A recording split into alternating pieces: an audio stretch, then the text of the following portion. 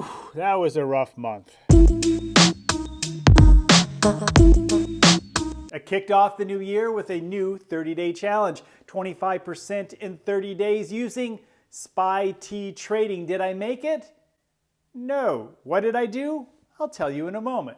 The 30-day challenge uses SPY-T trading. That's an overnight swing trade using generally a 2-to-1 options ratio and a signal that says either up or down to trade overnight. Of course, we get that signal over at spytomorrow.com. Of course, you can use any overnight signal you want. We like the pressure signal at spytomorrow.com. No, it doesn't tell you the future. It tells you what the pressure is at the end of the trading day, which often correlates to how the market might open the next day. However, we had a lot of factors that made for a really tough month. We had a lot of neutral days, which I probably should not have traded. We even had a zero confidence day, which honestly I don't remember ever happening. We had a lot of economic news, and of course earnings season kicked into gear, which really was market shifting over many nights. If you ignored the neutral days as well as the low confidence number days and just traded every signal either up or down, no matter how strong, well, you would have only been correct about 43% of the time. It's in that range. And if you actually paid attention to the neutral days, well, you still only would have been 50-50. Despite such a miserable month, I actually made money. No, I didn't make the baseline 25% and certainly not the 100% big goal I was going for, although that is achievable in a 30-day challenge. I only did about 7%, and that's only because we had a few big days at the end of the month. I kicked off the challenge really well, even made the video during that time for the 30-day challenge. I was up 7% the first day, but then after that, it started to go downhill. And I ended up hanging out at about 8 to 15% in the negative through most of the month. Now, there are two things that if I had done them would have made the whole scenario much worse. And the first thing is going directional rather than SPY-T trading. Because I was SPY-T trading, I had a hedge. So when the market went completely the opposite in a big way, I often really didn't lose very much because the hedge kicked in. And when I had good days, they were good. However, if I had gone directional, I still would have been in the negative at the end of the month. Now, if we were at 55 or 60%, directional certainly would have outperformed my SPY-T trade, but SPY-T trades help me sleep at night, knowing that if the market goes completely the other direction, I'm not going to lose my entire option. I'm going to have a hedge that's going to gain, and I'll be able to work my way out of those positions and hopefully not lose very much money. Although I was having a poor trading month, SPY-T kept me in the game, but only because of this second thing, and that has to do with volatility. Although our signal is based off of SPY, we don't always trade SPY, especially as of late because the volatility has been very low. Thus, all those neutral reading days and low confidence numbers because SPY doesn't have a lot of volatility, and I would often go to QQQ, but even that has had lower volatility.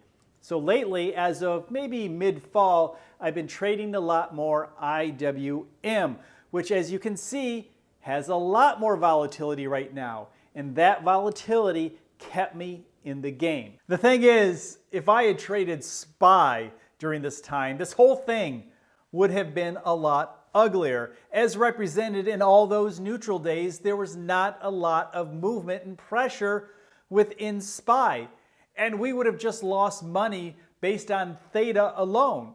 You need movement, you need volatility to make money with options. And if there was no movement, we would have lost money with both our calls and our puts on a regular basis. As I've often said, all we really need is about a 55% indicator. Fortunately for us, the SPY Tomorrow indicator is generally a lot more correct than that. Of course, it depends on a lot of factors, but on average, it's around 75% correct. However, there's some months where it's 80% correct, and other months it's 65 or 70% correct. But the thing is, it's well over 50% most of the time. So we're going to make this challenge into a year-long challenge, not just 30 days. And I'm going to keep you up to date at the end of each month. Where am I in this challenge? Now, we're still going to work with 25% as our goal. So 25% each month compounded is actually over 1,400%. And I don't know many mutual funds that do that. Now, this is only for high-risk capital. This is still a high-risk strategy. But I think we can do it.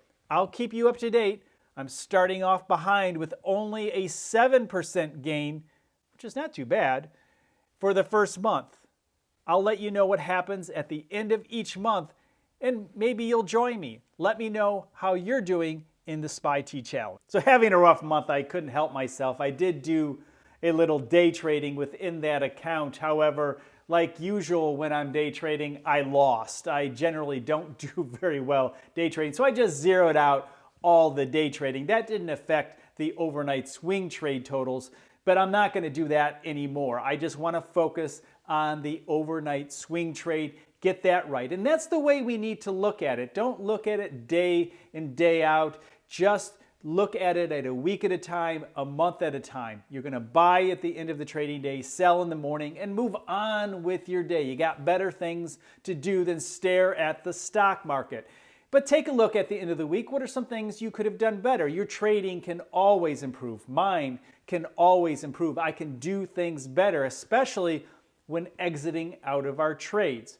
But we're looking at this at a month at a time, 25% over that month, and it compounds. Heck, even making 7% a month over a year, that's still a pretty good return. But we are taking a high risk, so of course, we want high rewards. So if you're new to this channel and just wondering, what is this guy talking about? Well, we're overnight swing traders. We buy at the end of the trading day and we sell in the morning based off of a signal, either up or down, buying calls and puts to follow the market direction. So it doesn't matter what direction the market is going. If our indicator says up, we buy a 2-to-1 call ratio pointing up. And there are many different types of SPY-T trades. So I recommend you check out some of the other videos that explain the different SPY-T trades, such as the SPY-T-A and the SPY-T-Q and the SPY-T-S. Different trades are good for different times. Ultimately, though, we want more volatility. Our algorithm is based off of the SPY. But you can trade anything you want, especially if it tends to go in the same direction, follows the market. So you could trade Apple or Tesla or anything that you feel is going to give you enough volatility to make money or minimize losses if the indicator is wrong or the mood of the market changes overnight. Oh, and that signal is free over at SPYtomorrow.com. It's posted 4 o'clock Eastern Standard Time. This past month was a very good educational moment. It demonstrated the value of volatility.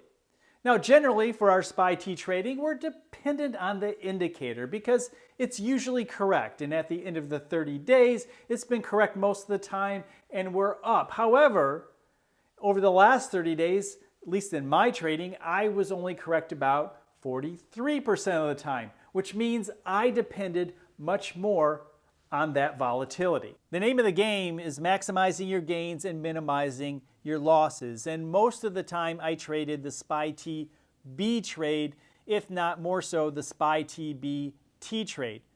Let me share a general example. Let's say the indicator said up. And so we bought a call at $1. And of course we would hedge it with a SPY-T B T trade at about 1/3. So we bought a put at 30 cents. So the total cost would be $1.30. Now let's say the market turned around due to news or earnings reports, economic reports. There are many reasons why the market pressure could reverse.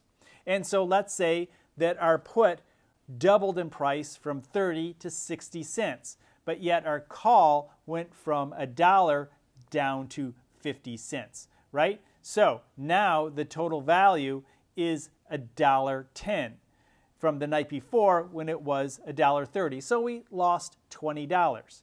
Now, if we had gone directional, we just probably would have lost half of our money, which would have been $50. But maybe if we had purchased a $130 call, then we would have lost $65. See where I'm going with this? Now, let's say that the market did go our direction. We were pointing up and the market went up. And let's say our call doubled in price. It is now worth $2, but our put fell half the price, which was, of course, from 30 to 15 cents. So now our value is a total of $2.15. Now, obviously, that's not a perfect scenario. We're not talking about changes in theta and other types of volatility, but that is generally how it works. Minimizing your losses, maximizing your gains, yet you need volatility because if it all stays flat, you're just going to lose money from theta. And that's why we're looking for the IWMs and maybe some higher volatility stocks. I'll keep you up to date throughout the year. I'll see you in the next video.